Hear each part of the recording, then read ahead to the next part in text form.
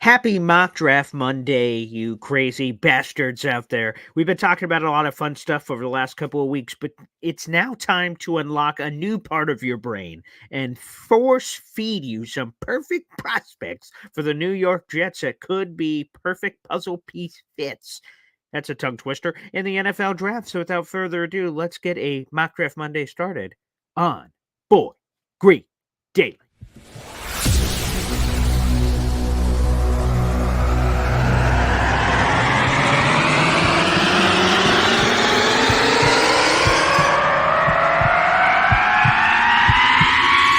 Zoinks! But it is unequivocally the Super Bowl for New York Jet fans. Field Yates, baby. Field Gosh darn Yates. Let's bring him on the show. Come on, people. Connor Rogers is joining the show. What's up, Connor? But Trevor Gosh darn Sycamore, baby, for me, personally, my favorite New York Jet of all time. Wow, it's great to be on. What an intro that was right there. Paul, nobody does an intro like you, man. Paul, you give the best intro of literally any podcast that I've ever been. I'm gonna lose my gosh darn bananas.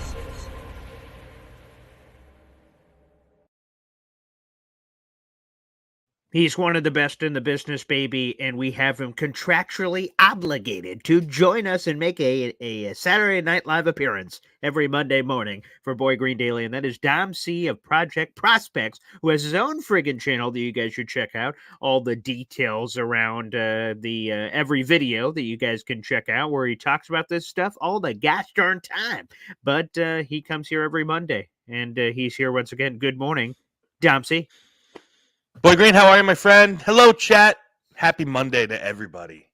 Yeah, this is great. The combine's right around the corner. Yes, sir. My old radio partner used to call that the Underwear Olympics, but I love it. I love the combine. I love it. Stopwatch. I'm taking notes and quotes and everything else. So we're getting into the thick of it, baby, which is a lot of fun. But Dom, I like that normally, we're kind of all over the place. We're taking fan questions, which, by the way, you guys can send those in, whether YouTube super chats or whatnot. Send those in there. We'll get to those at some point during the show. But a more organized attack because, we're kind of dancing in the same waters. Offensive tackle, wide receiver, offensive tackle. It's time to expand the universe, expand the multiverse, and discuss that. As a matter of fact, there is more than two positions on a football team. Shocker. And we're gonna, No way. this is news to me, but I've been told in my ear that is indeed true. So I'm looking forward to expanding our minds on some of these kinds of things. So, from what I understand, Don, you've cooked up some interesting prospect fits for the New York Jets. Some players you like that you believe would fit with the New York Jets. Do tell. Yeah, so let me first, Paul, Yes. start off by saying this. Yeah. Guys, if you're watching, if you're listening on whatever media source you're on, Yeah. the draft, as much as you might want it to be, will not be all offensive players. That's the truth. There is another side of the ball. We know that the other side of the ball is well advanced in skill and player depth more so than the other side of the ball, but they are going to draft defensive players. So, guys, we're going to talk about four guys I think are perfect scheme fits. Could be targets, if you will, because they're all kind of third round or later. And it's time to take our medicine. Talk about some defensive players, Paul. What do you think? Yeah, I like it. I will say that obviously, as we've gone through this offseason, which is now, we're entering month 2, but it's not a full 2 months, but the second month of it that we're entering here in the month of February. I've gone back and forth on whether or not I just want all the investments in the draft on the offense, but that's not realistic because I think there are a few critical positions defensively that, again, I think people mistake this all the time. The draft isn't for today. The draft is for tomorrow. Thank you. Say it louder for the people in the back. I have that argument with people all the time. Right. The draft is done with more so the future in mind, than filling immediate holes most of the time. Listen, there's going to be a guy you draft and you plug and play and start and so on and so forth. But the majority of it is what's down the road, what's next year, what's 2 years, whose contracts are coming up, who's probably going to be a cap casualty, so on and so forth. Yes, and we have Snowball chiming in, la la la la la. No, I'm not listening. You Dom offense only, as he's laughing the night away. Snowball, good regular on Yes. the channel. But yeah, so I think that's something people mistake all the time. I love talking draft, and I do it all the time with all kinds of fun draft people. But I think that is one of the greatest common misconceptions about the draft. And again, you're right; it's not 100% of the time, but 99% of the time is drafting for tomorrow, not today. And with that in mind, you've brought it up before on the show, cornerback.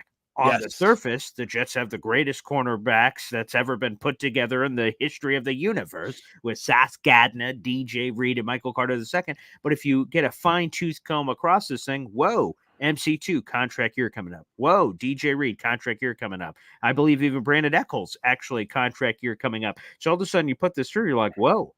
If the Jets, let's say they ignored the position this offseason as some people would expect them or have suggested they will, also next offseason, they got their pants down at the cornerback position. Sauce Gardner, who, by the way, will be eligible for a massive contract extension starting next offseason, and then the rest of the room would be barren. So that's just one position. Safety is barren now with only one guy of legitimacy under contract, and interior defensive line's another one where there's a lot of free agents to be now.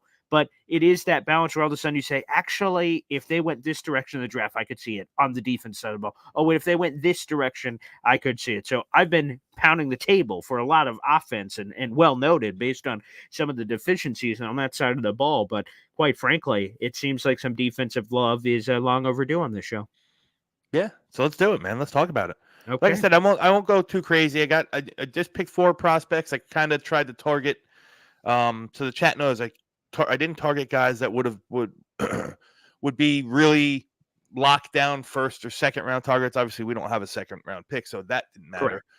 So I got one guy that would probably be ideal in the third, and then I got one or two guys that would be kind of the fourth round, and then one guy who's probably a little bit later. So we'll get into it, and I'm going to start exactly where you ended, Paul. Okay. Talk about that cornerback room. Now, listen. I've been pounding the table for a while. As you know, you noted, people follow me on Twitter know the Jets are going to draft a cornerback in this class. It's just a matter of who and where. I don't think it's going to be a 10. If they trade down in the first round, I don't think it'll be in the late teens or early 20s. I don't. If they obtain a second rounder, I don't think, even though I'm a little bit less sure, that it won't be at second, but the third round and especially the 2 fourth rounds, that's kind of like the warm spot for this cornerback group. It's very heavy up front, in that first round. There's 3 or 4 guys that are, knock your socks off good. And then it gets thin. But some of the thinness really starts around this 3rd or 4th round. So the first guy I'm going to talk about, I really had 2. I mentioned one in our mock draft last week in Cam Hart. I think he's a stellar player, also good scheme fit. But I kind of talked about him last week, so I wanted to bring somebody different to the table. And that's Iowa State cornerback TJ Tampa. TJ Tampa, 22 years old. Okay. 6'2", 205 pounds, a big, long, explosive kid. Quick feet. He's, he plays, again, in Iowa State, he played a lot of off coverage, a lot of zone coverage, again, so that that correlates to a lot of what our cornerbacks do, even, the man match on the opposite sides. But, again, a lot of off or zone base, tendencies in our defense. So that's what he's familiar with. And he he can showcase his explosiveness and his playmaking ability in the short area by breaking down those balls and so on and so forth. Very long kid, long arms. Technically savvy, does all the right things, punches through the ball. Again, taller cornerback. All these things that seem to kind of blend in very well with our defense. Plus, the fact is, whether we want to acknowledge it or not, and I don't know if this is a thing, but we obviously got some good scouts in that, northern central area of the country, because we've dipped into the Iowa State pool a couple times. We've dipped Alan Lazard, even as a pro personnel side, obviously, Will McDonald.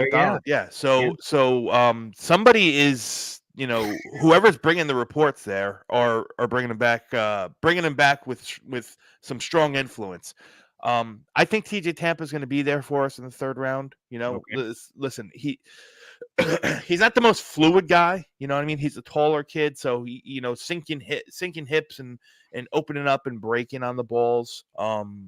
Breaking on routes, I should say, not balls, isn't his forte. But again, a bigger guy, off zone coverage, bigger guy. He's not afraid to hit. Very physical, very good tackler. Again, something that I think we could use in the defensive backfield.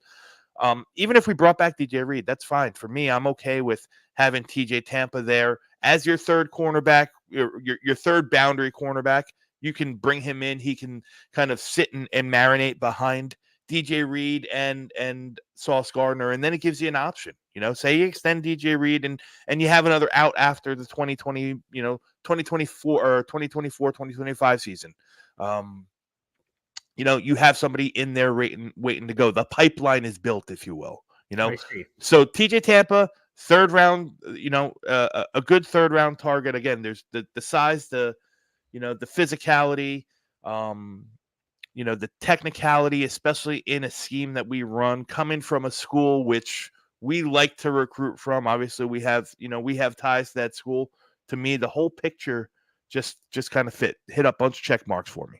Let me ask you this, because this conversation was brought up when we had Zach Rosenblatt of The Athletic on this past week. The thought was original to Will Parkinson, so shout out to him on TOJ Talks. But he brought up that if the Jets have a limited pile of assets, a pile of money, pile of draft picks, everything in the middle of the room, that they could decide, hey, DJ Reed, who has a $15+ million cap hit this offseason, you have one of two choices with that. You can either trade him and move on, and then bring somebody up like Eccles. All of a sudden, hey, Eccles, you're a starter now, or whatever. Or you can re-sign DJ Reed and lower his cap hit. Those are the two paths that the Jets have in front of them. I ask you this on the TJ, Tampa front here.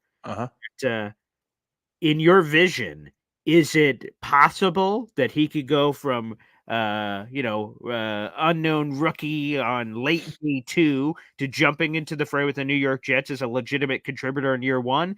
Or is that biting off more than you can chew there, and you'd prefer him more so in the pipeline as a rotational guy who's getting some level of snaps but not relied upon solely? No, I mean, he's played a lot of snaps in college. I think he's got over 40 games under his belt. Again, only 22. Played in all, he wasn't a starter as a freshman, but he played in the majority of the games and then was a starter sophomore, junior, senior, true senior. He's got a lot of experience. So if you had to plug and play him, I don't think he's a project. Okay. I'll say that. I don't know if he's, lockdown corner right from the get-go. Like you're going to hit some speed bumps more than likely, as he adjusts to NFL play speed and so on and so forth. And like I said, especially if you got to think of it, at least I think of it like this, Paul. Like I said, I like the kid. I like the player. TJ Tampa is really good. There might be teams that kind of go for him. There's other kind of off man or zone based teams that might pluck him late in the second round. I don't know if you put him opposite Sauce, you're just asking for every target to go his way at least. Right. You know what I mean? Yeah. So I think, listen, I think he could play. I don't know if DJ Reed. I don't want to think about DJ Reed. I'm going to pretend I didn't hear that. I think DJ Reed gets extended, man. Excellent. By the way, that's exactly what I hope. If it ain't broke, don't fix it. Just keep this. Again, Michael Horta II is another one. Although the DJ Reed sense, you would re-sign him to lower the cap hit to help the team now. Michael Horta II, you wouldn't be doing that. He's set to make $1 million this year, so his pay bump outside of backloading the deal, I suppose, is likely going to give him some sort of a pay increase now. But still, I want to keep the trio together as long as possible because they've been spectacular together. But Will brought that up, and I was disgusted by it. It makes sense. I will put it on the surface, but it's disgusting. I don't even want to think about that disgusting behavior. It's just foul, absolutely foul. So yes, let's put that into the ethos and throw Will Parkinson in the closet. I need a big ass closet because he used to be a college football player, but we'll throw his ass in there. Absolutely. Yeah. I was with Will, me and Will and a couple of the guys that were down at the Senior Bowl, just kind of grouped and just happened to sit and during day 3 practices as we were watching and whatnot, we were together. And Paul, I love you, brother. You ain't throwing Will anywhere. Is he really a big hoss? That's what it He's appears. he's a big guy, man. He's a big Yeah. guy. Wow. Okay. All right. Well, let's politely ask him to just slide aside. You A to B. We'll do that. All right. Who's the next guy on your list? So cornerback again. I think that's an under talked about position Yeah. as a whole. So Yeah. much love, long Yeah. overdue, I think, for the position. Where else do the Jets? I'm going to talk about the more talked about one on the defense Okay. side, and that's the interior of the defensive line. Again, if you look at the roster as constituted right now, Paul, 90 almost 90% of the snaps that were next to Quinn and Williams on the defensive line on the interior aren't under contract right now. Right, because you have Quinnen, JFM, and Michael Clemens who just got some. Like, I don't know if there is even a guy who's listed that's on the roster of note. I'm not talking practice squad 90 man, actual 53 man. I think everyone's a free agent. Yep. Solly Thomas is. Quentin Jefferson is. Al Harris is. Al Woods. I always do that. You do. Gosh darn it. Right. Perrion Winfrey even. Yes, I saw your pitch for him on Twitter. Very nice. I think so. That was but even anybody who and oh boy, why am I drawing a blank on his name too? Mr. Carcucci board. Oh, Tanzel Smart. Tanzel Smart. I think he's there, but I mean he was practice squad most of the season. Correct. Right. Interior is where I'm kind of pushing this. And to me, again, another fit is another Senior Bowl guy. Although TJ Tampa wasn't at Senior Bowl, McKinley Jackson, the interior, the nose tackle, big man, defensive tackle, 22-year-old kid, 6'1.5", 323 pounds. Again, to me, I think is the perfect yin to the yang of Quinn and Williams. Explosive first. Obviously, he's a big man. You know what I mean? He's a big guy. He's not fat, but he's just built very, very big, solid. But the guy doesn't move like a 325 pounder. The guy moves like he's 280. And I mean that wholeheartedly. He's low to the ground, compact. Again, only 6'1.5". Very compact, very explosive first step. Always plays with good leverage.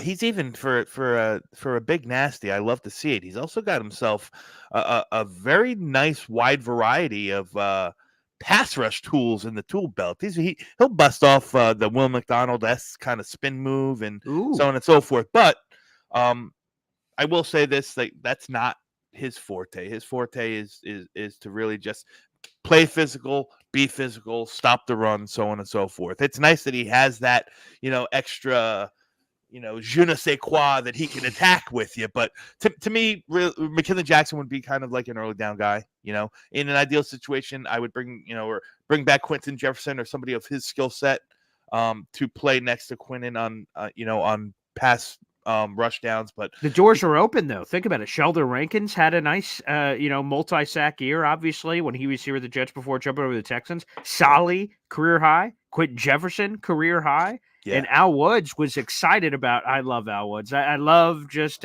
his demeanor and everything about him. He just loved. It's just there's just no fluff. He's just a very direct guy. Yeah. When you speak to him in the media, he's phenomenal. Even he was excited about the pass rush potential, even though it was something he hadn't shown previously because of the Jet scheme and being right alongside Quinnen. I know Quinnen didn't have those numbers, but him eating up a ton of the attention certainly opened up the door for Solly and Quentin and all these other guys to have the years they did. Yeah, and listen, McKinley Jackson has experience at Texas A&M. This past year, he played more of what we would kind of label a one tech, like your typical nose tackle. That Al Woods role. I almost said Harris again. You did, but in the previous 2 years, he played more all over the line. He was kind of set as a 3 tech. He was even bumped out to 5 in certain situations. With some certain heavy sets, so on and so forth. So he's got a little bit of those chops in. I think I think our defensive coaches and our could probably get the most out of him. They seem to develop players a little bit more, but for on the surface, I think McKinley Jackson's a guy that can come out of the gates running and hit the ground running and really affect the game for us on the defensive side in early downs as your kind of quintessential, like I said, yin to the yang of Quinn Williams, and be there and keep the lineman, like even if you ask him to multi-gap or two-gap if you need him to, just a big body, big nasty, keep some of those linemen off the linebackers, let them roam free, and still, make a play. Again, he's not the most active guy, in terms of like, not in terms of hustle, but in terms of counters and stuff like that. He'll need a good session or a year with Aaron White Cotton to really develop more handwork and so on and so forth. But I don't think that's what we're asking McKinley. We're not asking him to be Quinn Williams. We're asking him to be, a big body and help hole up some or help seal up some of those holes in the run game, which really got to us last year. So this is a guy I think is a 4th round target. I think he'll definitely be in that area.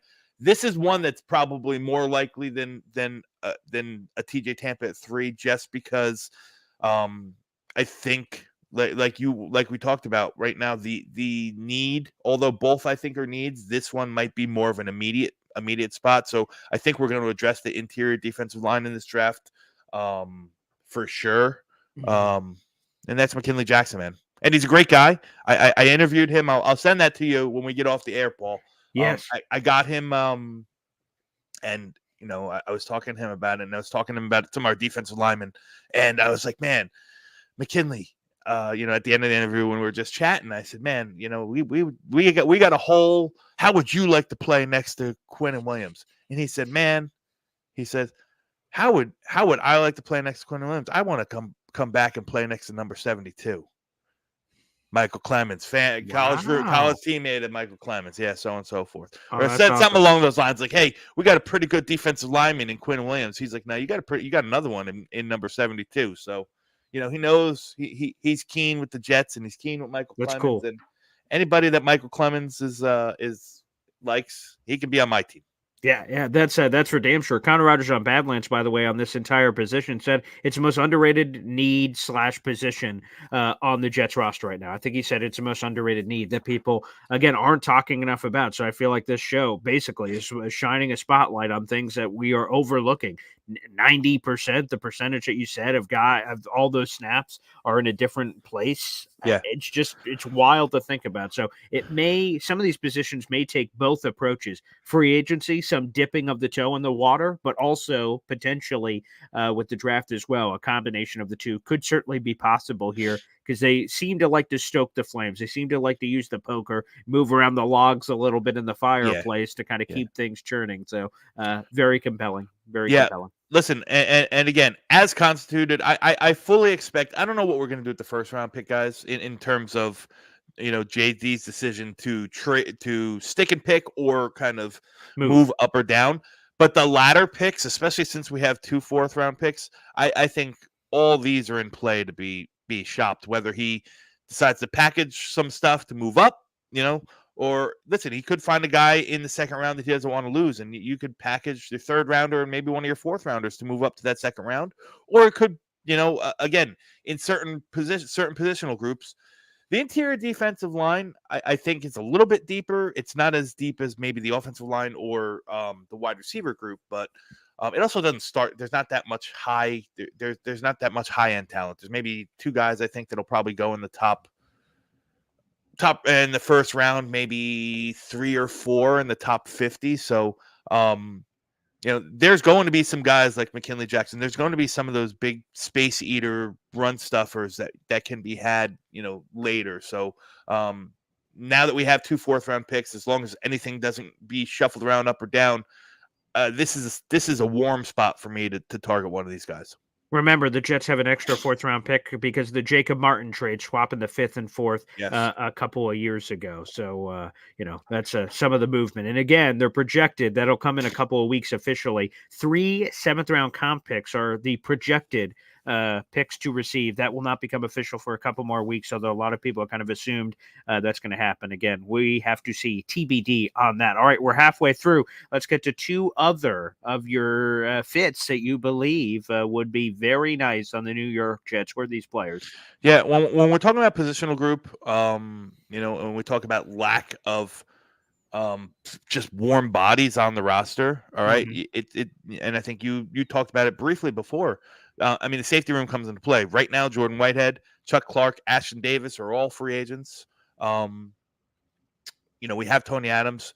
That's it. I don't even know on the 90 man who else fits that safety room. Maybe JBC. Yeah, Bernard that's Converse. one name I would have thrown out there for sure. Yeah, I don't know if he's kind of like that Swiss Army knife, a little bit of slot, a little bit of free safety, so on and so forth. So that's fine, but the other role is still pretty big. And Katan Oladipo from Oregon State, another 23-year-old kid, 6'2", 220 pound. He would be that perfect Jordan Whitehead replacement. Big, physical, bigger than Whitehead, physical defender like Whitehead, good size, good length, packs a lot of power in his frame. And he does that from all different areas. But his forte is being a very smart, high IQ kind of player that flies all over the field. He's a strong tackler. He'll take ball carriers head on, and he does a really, really good job, like dissecting plays, anticipating, and working downhill and just blowing things up. Like he for a guy who's 6'2", 220, that's a big safety. But he plays really fluid for his size. He runs very well. Some of the downside of him is I think he's truly a box safety. He's not a guy that you want lining up on your big slots or anything like that. Not that he can't run with them. That's just not his game. He has a little bit trouble changing direction, opening his hips and flipping, so on and so forth. Leave that for the smoother, more, smoother, lighter, more flexible guys. This guy's a hitter. This guy's, your traditional, more traditional box safety. Listen, can he play a split high if he's asked to and sit in his zone? Absolutely. He's not a guy I want manning up with running backs or, running backs that shift from the backfield. I don't want him manned up on Christian McCaffrey. I don't want him manned up on Breece Hall. I don't want him manned up on Dalton Kincaid necessarily, but I do want him, dissecting plays and being the physical presence, short tackler, less than a 4% missed tackle rate throughout his collegiate career. I liken that skill set that he has, the total package, very similar to Chuck Clark. All right. Again, not a pro comp, but very similar. And this is a guy that can be had later. He's a day 3 player. I don't know if he's going to test, out of the world. He's probably, not the fastest. Like I said, he's not the most nimble. He's not gonna wow you with his, his overall athleticism. Definitely a limited athletic ceiling. But most of those hard hitting safeties will do that. And again, I think that's one aspect. I'm all pro signing Chuck Clark. I'm all pro signing Ashton Davis back. We bring those back, but you get a guy like this, and you kind of just let him sit and be part of that safety room and not asked to be a major contributor on the defense. Maybe he can contribute in special teams right from the get-go. And Chuck Clark's in age 30. You don't know what happens with Ashton Davis. This is a guy that can be a starter in the NFL at some point. And his physicality, the physical nature that he plays with, is going to force him onto the field sooner rather than later. So that's Katan Oladipo. Yeah, I just want to say that I did double check and scoured the New York Jets 90-man roster. While you were talking to recheck on defensive backs, the only other player that is on the roster that is listed at the safety position is JBC, and that one's even it's somewhat to interpretation. I guess that's what the Jets list him at, but where specifically he does end up playing, I guess is still somewhat up for debate. But that still speaks to the situation, unless they're expecting some sort of jump from a guy they really didn't see last year because of a variety of injuries. It's Tony Adams as a locked-in starter, of course, and then depth. Yeah, and I know that right at the end of the season, the Jets lost, or they did not offer a futures contract to Trey Dean, and he went to the Chiefs. To Kansas City. Did he sign a futures deal with the Chiefs? I will double check that because Trey Dean might have just got the easiest Super Bowl ring in NFL history. Yeah, that could have just happened, but I will confirm that. Let's see here. Yeah, it looks like he did. It looks like he did from what I'm seeing here. Which, by the way, as I'm confirming that, what'd you make of them not? I guess giving him that opportunity to come back. That's very interesting. Yep, they did January 17th. So okay, no, wait, that. All right, I'm gonna. Yes, it was okay. I could confirm that now. Yeah, He was on it a couple listen. days ago. Yep. I would have probably. I mean, listen, Trey Dean it was exactly what he was, right? He was, he was in the mold of, to me, he was in the mold of Catan Oladipo, kind of your strong safety, had some limitations, so on and so forth. He obviously impressed enough that, he got the invite to camp. He didn't impress enough to outlast, the 3-4 safety rotation that we had on our active roster game in and game out. So, maybe he saw a better path or a more clear path with guys that are aging or going to be cap casualties in the room with in Kansas City. And hey, he earned himself a ring. God bless. For a month of work, God bless America. That is phenomenal. So, hey, I'm not even making fun of it. Shout out to him because, I was just looking at his bio and it's already been updated that he has a Super Bowl ring on his finger. Not yet, of course. Those rings haven't been released yet, but he will. Yeah. He will be getting it. That's for sure. All right, give us the final player here, Dobsy. Finish Final- this up here. Yeah, final player is an interesting one. One of my favorite studies of the entire class, to be honest with you. Okay. James Williams, 21-year-old linebacker from the University of Miami, 6'4", 230 pounds, 6'4" and a half. Is this another safety linebacker convert? This is a safety linebacker. He was a safety in college, and he's already been training. He's already been in all the superlative, bowl games, collegiate bowl games as a linebacker. The transition is pretty much complete at 6'5", 230 pounds. I mean, whoa, that would have been a big safety. But that reminds me of a Tremaine Edmonds, alien predator there with that kind of size. That's wild. Wow. Yeah. So listen, again, in the safety room, it would have been a 1 percentile rate of size and length. You know what I mean?